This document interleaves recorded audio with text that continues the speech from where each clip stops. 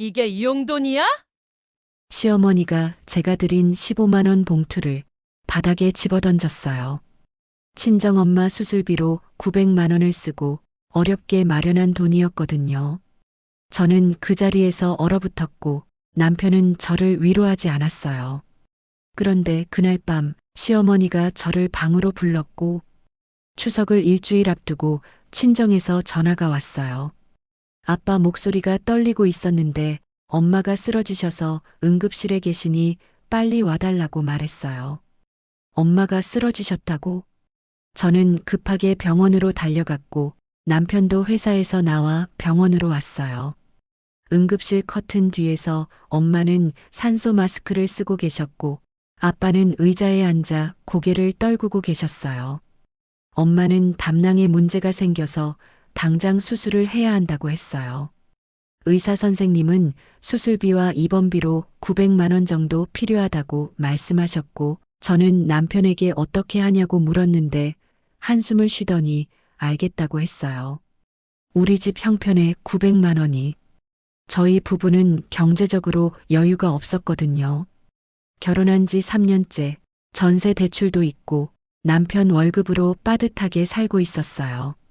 엄마는 무사히 수술을 마치셨고 일주일 정도 입원 치료를 받아야 한다고 했어요.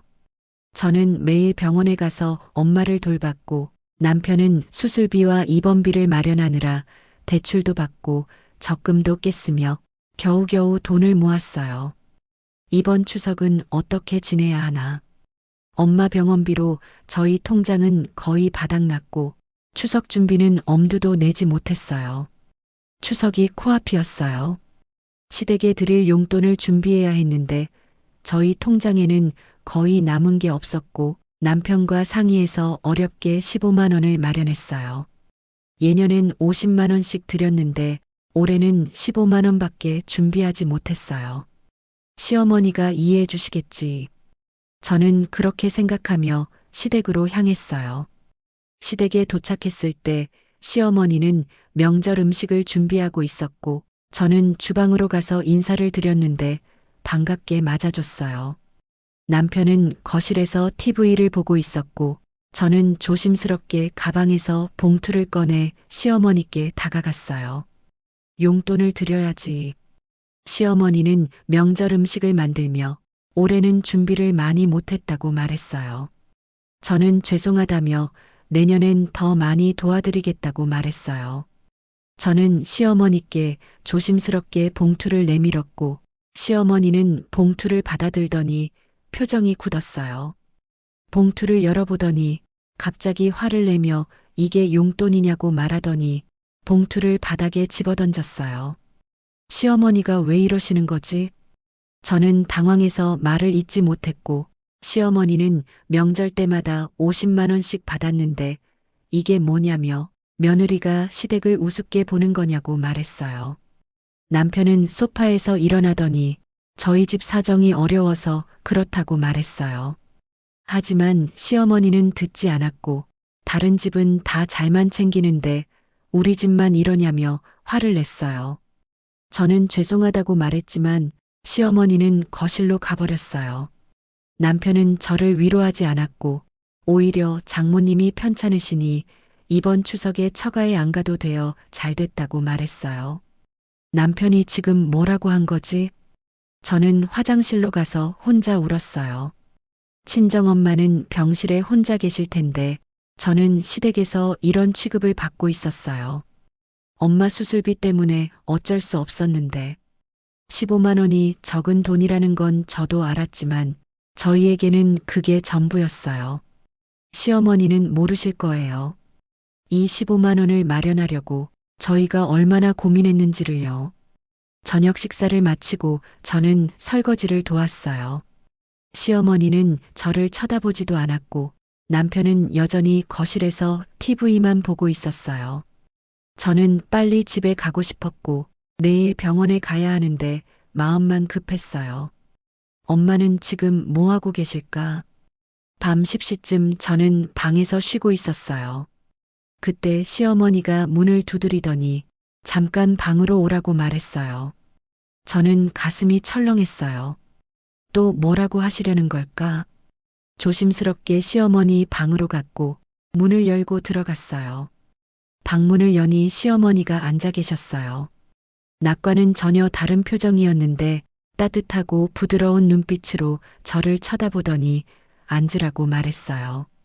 저는 조심스럽게 앉았고 시어머니는 제 손을 잡았어요. 시어머니 표정이 왜 이렇게 다르지? 낮에는 그렇게 화를 내셨는데 지금은 완전히 다른 사람 같았어요. 시어머니는 장롱을 열더니 낡은 보자기 하나를 꺼냈어요. 보자기를 풀자 현금 뭉치가 나왔고 시어머니는 그걸 제 손에 쥐어주며 사돈 수술비에 보태라고 말했어요. 800만 원이었어요. 저는 깜짝 놀라 이걸 어떻게 받냐고 말했지만 시어머니는 그냥 받으라고 사돈께서 빨리 회복하셔야 할 텐데 걱정이 많았다고 말했어요. 저는 그 자리에서 울음을 터뜨렸어요. 시어머니는 제 손을 꽉 잡으며 천천히 말하기 시작했는데 낮에 화를 낸 건 다 이유가 있다고 절대 오해하지 말라고 말했어요. 무슨 말씀이신 거지? 저는 눈물을 닦으며 시어머니 말씀을 들었어요. 시어머니는 말했어요. 아들 앞에서 일부러 화를 냈다고 철없는 아들이 나중에 우리 엄마가 도와줬다며 생색을 내거나 부부싸움할 때 무기로 삼을까봐 그랬다고 말했어요. 그래서 아들 앞에서는 악역을 자처하며 일부러 화를 냈다고 같은 여자끼리 주는 거니까 절대 아들한테 말하지 말라고 당부했어요. 시어머니가 이런 생각을 하셨다니. 저는 더 큰 울음을 터뜨렸고 시어머니는 제 등을 토닥였어요. 시어머니는 말했어요. 사돈께서 편찮으시다는 소식을 남편한테 들었다고, 그래서 너희가 얼마나 힘들지 알았다고, 이 돈은 내가 평생 모아둔 거니까 부담 갖지 말라고 말했어요. 저는 감사하다는 말밖에 할 수 없었고 시어머니는 며느리도 딸이라며 친정 부모님이 편찮으실 때 시댁이 도와주는 게 당연한 거라고 말했어요. 시어머니가 이렇게 따뜻한 분이셨구나. 시어머니는 다시 한번 당부했어요. 아들한테는 절대 말하지 말라고. 아들이 알면 나중에 분명히 문제가 될 거라고. 그러니 우리끼리만 아는 비밀로 하자고 말했어요. 저는 그 순간 깨달았어요. 진짜 어른은 보이지 않는 곳에서 오해를 사더라도 울타리가 되어주는 사람이라는 걸요. 시어머니는 아들 앞에서 악역을 자처하며 저를 지켜주려고 하셨던 거예요. 다음 날 아침 시어머니는 여전히 저를 무뚝뚝하게 대했어요. 남편 앞에서는 여전히 냉랭한 표정이었고 저도 아무 일 없었던 것처럼 행동했어요. 남편은 전혀 눈치채지 못했고 시어머니와 저는 눈만 마주치면 미소를 지었어요. 우리만의 비밀이야. 집으로 돌아온 저는 바로 병원으로 향했어요. 엄마는 많이 좋아지셨고 퇴원 날짜도 잡혔어요. 저는 아빠에게 시어머니께 받은 돈을 드리며 잘 쓰시라고 말했는데 아빠는 어떻게 마련했냐고 물었어요. 저는 그냥 저희가 모았다고 말했고 시어머니와의 약속을 지켰어요. 시어머니와의 약속을 지키기 위해 저는 아무에게도 말하지 않았어요. 남편도 친정 부모님도 아무도 몰랐어요. 저는 두 분의 엄마가 있다는 게 정말 감사했어요. 친정 엄마와 시어머니. 한 분은 저를 낳아주신 분이고 한 분은 저를 지켜주시는 분이었어요. 추석이 지나고 엄마는 무사히 퇴원하셨어요. 저는 시댁에 전화를 드렸고 시어머니는 여전히 무뚝뚝하게 응대했지만 저는 알고 있었어요. 그 무뚝뚝함 뒤에 숨어 있는 따뜻한 마음을요. 15만 원을 드리고 800만 원을 받았지만 그보다 더 큰 걸 얻었어요. 진짜 엄마를요.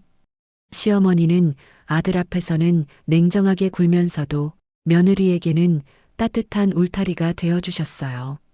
진짜 어른은 보이지 않는 곳에서 울타리가 되어주는 사람이에요. 오해를 사더라도 묵묵히 자리를 지켜주는 사람이에요. 시어머니는 그런 분이었어요. 여러분의 주변에도 그런 어른이 계신가요? 구독과 좋아요는 큰 힘이 됩니다.